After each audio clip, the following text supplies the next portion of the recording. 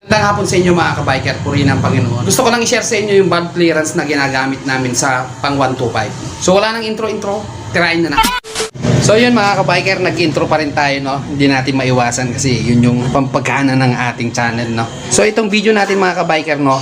Inaano ko lang to sa mga 125cc. Like yung mga pampasada, Honda Alpha 125, Racal, Rusi, Pinoy, EXT, yan. So i-share ko sa inyo mga kabiker yung valve clearance na ginagamit sa pang 125.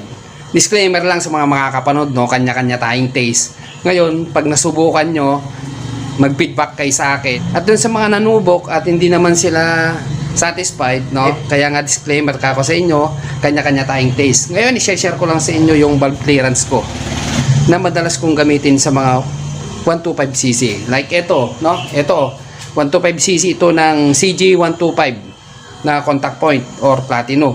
Ngayon, ano ba yung magandang clearance? So, hapyawan muna natin sa mga yung maluwag at masikip na clearance. So, may video na tayo noon. Check nyo lang sa ating channel.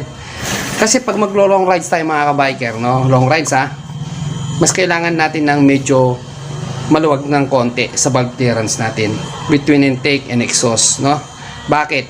Kasi pag ang makina, long rides, babaran yan, umiinit ang makina, and then, alam naman natin, pag ang mga metal part, nag-uumpugan yan, nagkikiskisan, mainit, no? Nag-i-expand yan. Kaya yung valve clearance nyo, pag long rides, kahit maluwag yan, sumisikip pa rin. So, nagkakaroon siya ng expanded.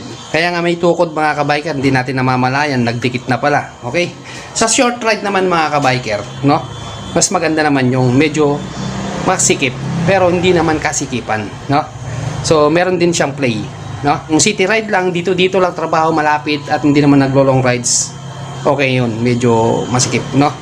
So ngayon, kabiker, paano namin mas maganda, no? So hindi kayo sanay sa pillar gauge, mas sanay kayo sa kamay-kamay, pwede, no? Bagamat i-check nyo pa rin sa pillar gauge, no? So kung alam natin na medyo nauuga, no? May play siya, para sa atin yun masikip. Pero pag alam naman natin na umuuga at meron siyang konting ingay, yun naman ay maluwag. Okay? Katamtaman lang dapat. So ano yung share kong valve clearance mga kabiker? Ito yung balance lang to, no? Kasi ginagamit ko to at idadagdag pa natin yung settings na idadagdag ko rito. Ano yun? So sasabihin ko muna yung valve clearance na ginagamit namin between intake and exhaust. Dito sa exhaust, gumagamit ako ng 0.07 mm. No? Dito naman, 0.05 mm. No? Adjust na lang kayo. Pwedeng 6. Pero 0.07 mm sa exhaust at 0.05 mm sa intake. Okay yun sa 125cc. No? Ngayon, kung masubukan nyo yung mga kabiker, comment down below kayo, feedback nyo mga kabiker. At kung hindi naman maganda sa inyo, adjust na lang kayo. Ngayon, sineshare ko lang to sa inyo para meron kayong idea.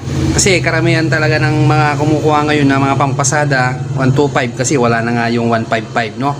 At yung mga kinukuha na lang talaga nila, yung mga Supremo 150 tsaka Kawasaki 175, no?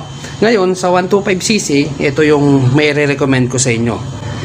At yung sinasabi kong settings na kailangan nyong gawin, kabiker, ano yun? Pag nagawa nyo na yung valve clearance na sinasabi ko, no?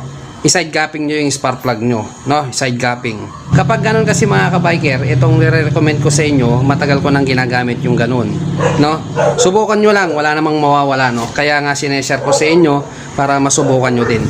So marami na rin tayong video about tune up.